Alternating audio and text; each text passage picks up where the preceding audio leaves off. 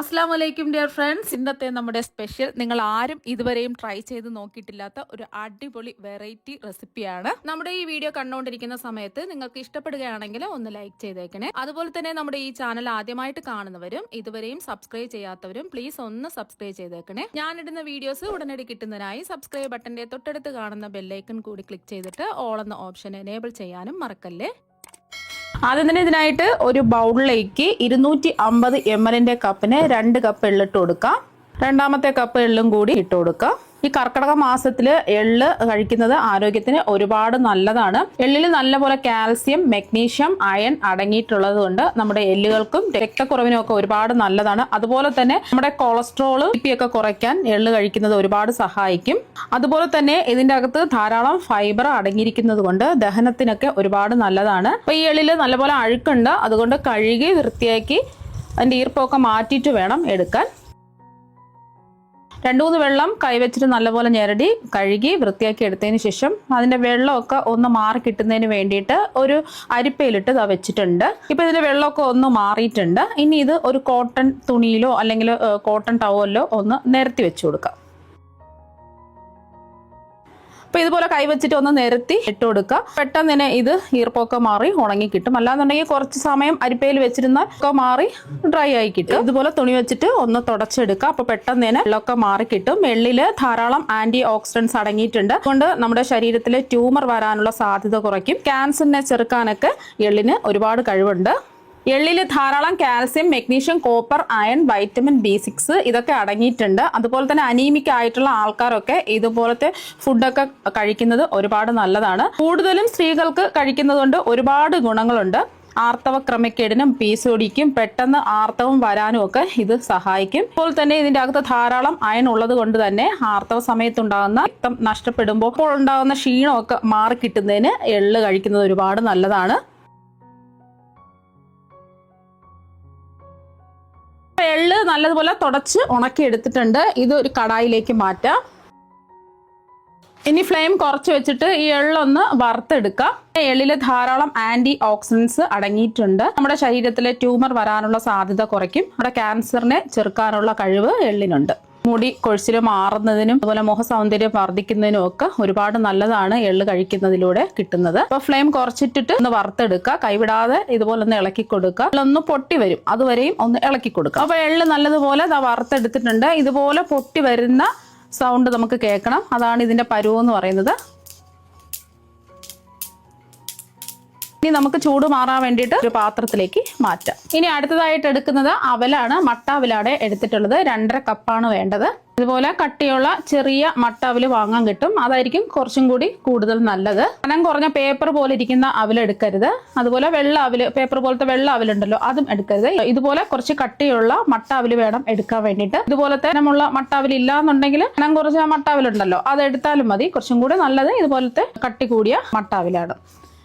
ഇനി ഇത് നമുക്കൊന്ന് വറുത്തെടുക്കാം. പെട്ടെന്ന് തന്നെ ഇത് വറുത്തെടുക്കാൻ പറ്റും. ഫ്ലെയിം കുറച്ച് വെച്ച് കൊടുക്കുക. ഇതുപോലത്തെ കട്ടിയുള്ള മട്ടാവില് കിട്ടിയില്ലെങ്കിൽ മാത്രമേ നൈസായിട്ടുള്ള മട്ടാവില് എടുക്കാവൂ.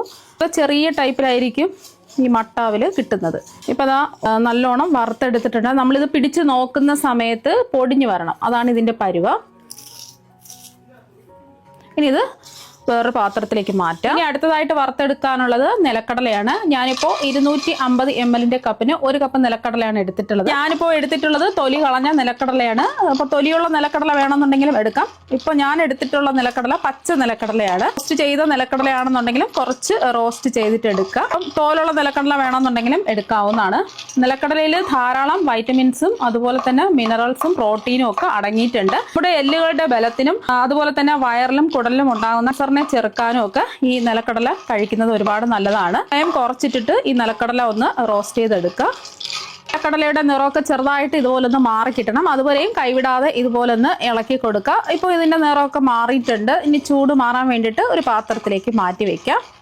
ഇനി നമുക്ക് അടുത്തതായിട്ട് വേണ്ടത് മധുരത്തിന് വേണ്ടിയിട്ട് ഞാനിവിടെ എടുത്തിട്ടുള്ളത് കരിപ്പെട്ടിയാണ്. കരിപ്പെട്ടിയാണ് നമ്മുടെ ആരോഗ്യത്തിന് ഒരുപാട് നല്ലത്. കരിപ്പെട്ടി ഇല്ലാന്നുണ്ടെങ്കിൽ മാത്രം ശർക്കര എടുക്കുക. കരിപ്പെട്ടി കിട്ടുകയാണെന്നുണ്ടെങ്കിൽ അത് തന്നെ എടുക്കുക. ഇതിപ്പോൾ ഒരു 1/2 കിലോ ആണ് എടുത്തിട്ടുള്ളത്. ഒരു വലിയ പീസായിട്ടാണ് ഇരിക്കുന്നത്. കല്ലിൽ വെച്ച് ഇടിച്ചിട്ട് വേണം ഈ പാത്രത്തിലേക്ക് ഇട്ട് കൊടുക്കാൻ. അപ്പോൾ പെട്ടെന്ന് തന്നെ ഇത് കിട്ടും. വെച്ചിട്ട് ചെറിയ കഷ്ണങ്ങളായിട്ട് പൊട്ടിച്ചെടുത്ത കരിപ്പെട്ടി ഒരു പാത്രത്തിലേക്ക് മാറ്റാം. കരിപ്പട്ടി കാണാൻ ഇതുപോലെയാണ് ഇരിക്കുന്നത്. കരിപ്പട്ടിയിൽ ധാരാളം മെഗ്നീഷ്യം അയണൊക്കെ അടങ്ങിയിട്ടുണ്ട്. ബ്ലഡ് കുറവുള്ളവർക്കൊക്കെ കരിപ്പട്ടി കഴിക്കുന്നത് നല്ലതാണ്. ഇനി ഇത് ഉരുക്കിയെടുക്കുന്നതിന് ആവശ്യമായിട്ടുള്ള വെള്ളം ഒഴിച്ചു കൊടുക്കാം. 1 കപ്പ് വെള്ളമാണ് ഒഴിച്ചു കൊടുക്കുന്നത്. മീഡിയം ഫ്ലെയിമിൽ വെച്ചിട്ട് ഈ കരിപ്പട്ടി ഒന്ന് ഉരുക്കിയെടുക്കാം. ഇടയ്ക്കിടയ്ക്ക് ഇതുപോലെ ഒന്ന് ഇളക്കി കൊടുക്കുക. നമ്മൾ പൊടിച്ചെടുത്തുകൊണ്ട് പെട്ടെന്ന് തന്നെ ഉരുകി കിട്ടും. ഫ്ലെയിം കുറച്ച് വെച്ച് കൊടുക്കുക. കരിപ്പട്ടി എല്ലാം ദാ ഉരുകി വന്നിട്ടുണ്ട്. ഒരു നൂൽപ്പാവൊന്നും ആവേണ്ട ആവശ്യമൊന്നുമില്ല. കട്ടകളെല്ലാം ഒന്ന് ഉരുകി കിട്ടിയാൽ മാത്രം മതി. ഇനി ഇത് മാറ്റി വയ്ക്കാം. ഇനി ഒരു കടായിലേക്ക് 2 ടേബിൾ സ്പൂൺ നെയ്യ് ഒഴിച്ചു കൊടുക്കുക. നെയ്യ് കുറച്ച് മതി എന്നുള്ളവർക്ക് 1 ടേബിൾ സ്പൂണെങ്കിലും എടുക്കുക. ഒന്ന് ചൂടായി വരട്ടെ. അപ്പം നെയ്യ് ചൂടായതിനു ശേഷം ഇതിലേക്ക് 2 കപ്പ് ചിരകിയ തേങ്ങ ഇട്ട് കൊടുക്കുക. ഇനി തേങ്ങ നമുക്കൊന്ന് വറുത്തെടുക്കാം. ഫ്ലെയിം കുറച്ചിട്ടിട്ട് തേങ്ങയുടെ വെള്ളത്തിന്റെ നനവൊക്കെ ഒന്ന് മാറി കിട്ടുന്നവരെ ഒന്ന് ഇളക്കി കൊടുക്കാം. ഒരുപാട് ഗോൾഡൻ നിറമൊന്നും ആവേണ്ട ആവശ്യമില്ല. നല്ലതുപോലെ ഒന്ന് വറുത്തെടുക്കുക. നമ്മൾ തേങ്ങ വറുത്തെടുക്കാൻ മാത്രമേ നെയ്യ് ചേർത്തിട്ടുള്ളൂ. ബാക്കി ഒന്നിലും നമ്മൾ വറുത്തെടുക്കാൻ വേണ്ടിയിട്ട് നെയ്യ് ചേർത്തിട്ടില്ല. മീഡിയം ഫ്ലെയിമിൽ വെച്ചിട്ട് 3-4 മിനിറ്റെങ്കിലും തേങ്ങ ഒന്ന് വറുത്തെടുക്കുക. ഇപ്പൊ തേങ്ങയുടെ വെള്ളത്തിന്റെ നനവൊക്കെ നല്ലോണം മാറി ഡ്രൈ ആയിട്ട് വന്നിട്ടുണ്ട്. ഒട്ടും തേങ്ങയിൽ നനവ് ഉണ്ടാവാൻ പാടില്ല. അതുപോലെ തന്നെ ഒരുപാടങ്ങ് ഗോൾഡൻ നിറമൊന്നും ആവേണ്ട ആവശ്യമൊന്നുമില്ല. ഈ ഒരു രീതിക്ക് വറുത്തെടുക്കുക. ഇനി നമ്മൾ വറുത്തെടുത്ത തേങ്ങയിലേക്ക് ഉരുക്കി വെച്ച കരിപ്പട്ടി അങ്ങ് ഒഴിച്ചു കൊടുക്കാം. ഫുള്ളായിട്ട് അങ്ങ് ഒഴിച്ചു കൊടുക്കാം. ഇതിൽ കല്ലും മണ്ണും അഴുക്കൊന്നും ഇല്ലാത്തതുകൊണ്ടാണ് ഞാൻ അരിച്ചൊഴിക്കാത്തത്. കല്ലും മണ്ണും അഴുക്കൊക്കെ ഉണ്ടെന്നുണ്ടെങ്കിൽ അരിപ്പേ കൂടെ അരിച്ചിട്ട് വേണം ഈ തേങ്ങയിലേക്ക് അങ്ങ് ഒഴിച്ചു കൊടുക്കാൻ. എന്നിട്ട് മീഡിയം ഫ്ലെയിം വെച്ച് കൊടുക്കുക. ഇത് കുറച്ച് സമയം ഒന്ന് ഇളക്കി കൊടുക്കുക. ഒരു നൂൽ പാവൊന്നും ആവേണ്ട ആവശ്യമൊന്നുമില്ല. എന്നാൽ പിന്നെ കട്ടായി പോവും. നമ്മൾ അവൽ വിളയിച്ചെടുക്കുന്നത് പോലെ ഇതൊന്ന് തേങ്ങ ഒന്ന് വിളയിച്ചിട്ടെടുക്കുക. പിന്നെ നമ്മൾ ഇത്രയും കരിപ്പട്ടി ചേർത്തത് നമ്മൾ എള്ളിൽ ചെറിയൊരു കയ്പുണ്ട്. അപ്പോൾ അതൊന്നും അറിയാതിരിക്കാൻ വേണ്ടിയിട്ടാണ്, ആ കയ്പ് ഒന്നും അറിയാതിരിക്കാൻ വേണ്ടിയിട്ടാണ് 1 കിലോ കരിപ്പട്ടി എടുത്തിട്ടുള്ളത്. ഇത്രയും മധുരം വേണ്ടാന്നുണ്ടെങ്കിൽ നിങ്ങളുടെ മധുരത്തിനനുസരിച്ചിട്ട് കരിപ്പട്ടിയുടെ അളവ് കുറയ്ക്കാവുന്നതാണ്. 2-3 മിനിറ്റ് ഇതുപോലെ ഒന്ന് ഇളക്കി കൊടുക്കുക. ഒരുപാടിട്ട് ഇളക്കി കട്ടിയാക്കരുത്. ഇതിലേക്ക് നമ്മൾ വറുത്ത് വെച്ച എള്ള് ഇട്ട് കൊടുക്കുക. ഇതൊന്നും നമ്മൾ പൊടിച്ച് ചേർക്കുന്നില്ല. നേരിട്ട് വറുത്തതിന് ശേഷം ഡയറക്റ്റായിട്ട് ഇതിലേക്ക് അങ്ങ് ഇട്ട് കൊടുക്കുകയാണ് ചെയ്യുന്നത്. ഒന്ന് ഇളക്കി കൊടുക്കുക. ഫ്ലെയിം കുറച്ച് വെച്ച് കൊടുക്കുക. നമുക്ക് സിമ്പിളായിട്ട് റെഡിയാക്കി എടുക്കാവുന്നതേ ഉള്ളൂ. ഇത് പൊടിച്ച് ബുദ്ധിമുട്ടേണ്ട ആവശ്യമൊന്നുമില്ല. വെള്ളം കൂടി ചേർത്ത് ഒന്ന് മിക്സ് ചെയ്തെടുത്തതിന് ശേഷം നമ്മൾ വറുത്ത് വെച്ച അവിലങ്ങ് ചേർത്ത് കൊടുക്കുക. വീണ്ടും ഒന്ന് ഇളക്കി യോജിപ്പിക്കാം.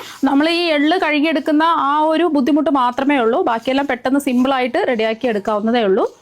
അപ്പോൾ എള്ള് കഴുകി ഉണക്കി വൃത്തിയാക്കി വെക്കുകയാണെന്നുണ്ടെങ്കിൽ നമുക്ക് പെട്ടെന്ന് തന്നെ റെഡിയാക്കി എടുക്കാൻ പറ്റും. ഇത് കുറേ നാൾ നമുക്ക് സൂക്ഷിച്ച് വെക്കാനും പറ്റും. നമ്മളെല്ലാം വറുത്താണ് എടുത്തിട്ടുള്ളത്. തേങ്ങ നെയ്യിലിട്ട് 2-3 മിനിറ്റ് വറുത്തെടുത്തതിന് ശേഷം വീണ്ടും 2-3 മിനിറ്റ് കരിപ്പട്ടിയിലിട്ട് ഒന്ന് വിളയിച്ചാണ് എടുത്തിട്ടുള്ളത്. അതുകൊണ്ട് തേങ്ങ ചേർത്തുകൊണ്ട് പെട്ടെന്ന് ചീത്തയായി പോകുന്ന വിഷമിക്കേണ്ട ആവശ്യമൊന്നുമില്ല. തേങ്ങ ഉണ്ടാത്തവർക്ക് തേങ്ങ സ്കിപ്പ് ചെയ്തിട്ട് ബാക്കിയെല്ലാം എടുക്കാവുന്നതാണ്. തേങ്ങ ഉണ്ടെങ്കിൽ കുറച്ചും കൂടെ നല്ലതായിരിക്കും. അപ്പോൾ അതെല്ലാം ഒന്ന് ഇളക്കി യോജിപ്പിച്ചെടുത്തിട്ടുണ്ട്. ഇനി ഇതിലേക്ക് ഫ്ലേവറിന് വേണ്ടിയിട്ട് കുറച്ച് കാര്യങ്ങൾ ചേർത്ത് കൊടുക്കുക. 1 ടീസ്പൂൺ ചുക്കുപൊടിയും 1 ടീസ്പൂൺ ചെറിയ ജീരകം ഫ്ലെയിം കുറച്ചിട്ടിട്ട് വറുത്തിട്ട് പൊടിച്ചെടുത്തിട്ടുള്ളതാണ്. 1 ടീസ്പൂണാണ് ചേർത്ത് കൊടുക്കാനുള്ളത്. ഈ ഏലക്കയുടെ ഫ്ലേവർ ഇഷ്ടമാണെന്നുണ്ടെങ്കിൽ 1 ടീസ്പൂൺ ഏലക്കപ്പൊടിയും കൂടി ചേർത്ത് കൊടുക്കാം. പഞ്ചസാര ഇല്ലാതെ അതിന്റെ ഏലക്കയുടെ ഉള്ളിലുള്ള ആ കറുത്ത കുരു മാത്രം പൊടിച്ചെടുത്തിട്ടുള്ളതാണ്. വീണ്ടും എല്ലാം ഒന്ന് മിക്സ് ചെയ്യാം. അപ്പം നല്ലൊരു മണമൊക്കെ വരുന്നുണ്ട്. അപ്പോൾ ഒന്ന് മിക്സ് ചെയ്തെടുത്തിട്ടുണ്ട്. അപ്പോൾ ഒന്ന് ഇളക്കി കൊടുത്തതിന് ശേഷം ഇതിലേക്ക് നമ്മൾ വറുത്ത് വെച്ചിരിക്കുന്ന നിലക്കടല ഇട്ട് കൊടുക്കാം. നിലക്കടലയും കൂടെ ഇട്ട് കൊടുത്തതിന് ശേഷം എല്ലാം ഒന്ന് ഇളക്കി യോജിപ്പിച്ചെടുക്കാം.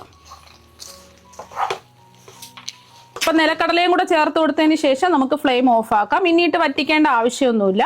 ഇത് നല്ല ചൂടാണ്. ഇതിന് ചൂട് മാറാൻ വേണ്ടിയിട്ട് നമുക്ക് മാറ്റി വെക്കാം. അവലും എള്ളും കൂടെ വിളയിച്ചെടുത്തത് ഇതാ ഇവിടെ റെഡി ആയിട്ടുണ്ട്. ഇനി ഇതൊരു ബൗളിലേക്ക് മാറ്റാം. ഇത് ടീനേജ് ആയിട്ടുള്ള പെൺകുട്ടികൾക്ക് കൊടുക്കുന്നത് ഒരുപാട് നല്ലതാണ്. പെൺകുട്ടികൾക്ക് മാത്രമല്ല ആൺകുട്ടികൾക്കും ബ്ലഡ് കുറവുള്ളവരുണ്ട്. അപ്പോൾ അവർക്കും ഇത് കൊടുക്കാം. കൂടാതെ രക്തക്കുറവ് ഉള്ളവർക്കും എല്ലിന്റെ ബലത്തിനും ക്രമം തെറ്റിയുള്ള ആർത്തവം, മുട്ടുവേദന എല്ലാത്തിനും പറ്റിയ ഒന്നാണിത്. ഡെലിവറി ഒക്കെ കഴിവറാണെന്നുണ്ടെങ്കിൽ നടുവേദനയും മുടികൊഴിച്ചിലും ഒക്കെ ഒരുപാട് കൂടുതലായിരിക്കും. ഇത് പരിഹരിക്കുന്നതിനൊക്കെ പറ്റിയ ഒന്നാണിത്. പുറത്താണെന്നുണ്ടെങ്കിൽ 2 മാസം വരെ സൂക്ഷിച്ച് വെക്കാൻ പറ്റും. ഫ്രിഡ്ജിലാണെന്നുണ്ടെങ്കിൽ 5-6 മാസം വരെ കേടുകൂടാതെ ഇരിക്കും. നിങ്ങൾക്ക് എളുപ്പത്തിന് വേണ്ടിയിട്ട് ഉരുളകളാക്കി വെക്കാവുന്നതാണ്. ദിവസം 1 ഉരുളയോ അല്ലെങ്കിൽ 1 ടേബിൾ സ്പൂണോ കഴിക്കുക. നിങ്ങളുടെ ആരോഗ്യത്തിന് ഒരുപാട് നല്ലതാണിത്. അപ്പോൾ ഈ കർക്കിടക മാസത്തിൽ ഇതുപോലെ നിങ്ങൾ തയ്യാറാക്കി നോക്കുക. തീർച്ചയായും നിങ്ങൾക്ക് എല്ലാവർക്കും ഒരുപാട് ഇഷ്ടമാകും. അപ്പോൾ നമുക്ക് മറ്റൊരു വെറൈറ്റി വീഡിയോ ആയിട്ട് വീണ്ടും കാണാം. താങ്ക്